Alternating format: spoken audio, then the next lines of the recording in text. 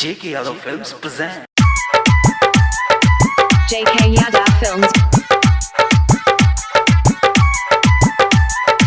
आरोही recording studio Sansarpur Khagaria.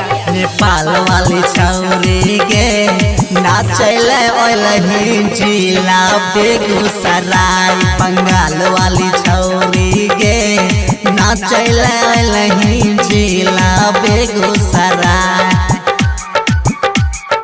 यहाँ के छौरा सब हाथ लगाई के करतौ तोरा टराय। बंगाल वाली छौरी गे नाचैले ओलही जिला बेगूसराय।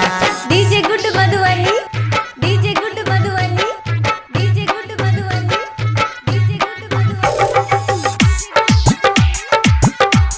JK Yadav Films.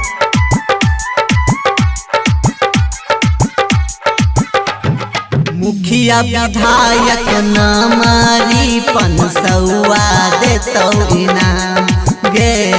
यहाँ के छौरा नचाई नचाई के कर देतौ बिहान।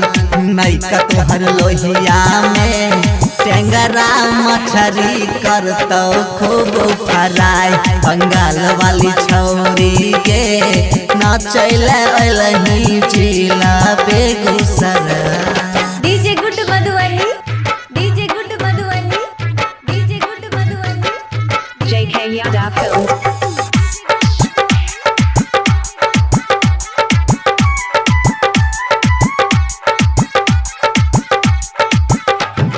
छोटगर कपड़ा पहिन के चोराए ले चैन गे। छौरा ता छौरा बुढ़बो तोहर हो गेल बड़का फैन।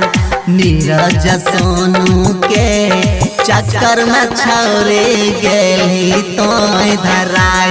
बंगाल वाली छौरी गे नाचैले ओलही जिला बेगूसराय। JK Yadav Films.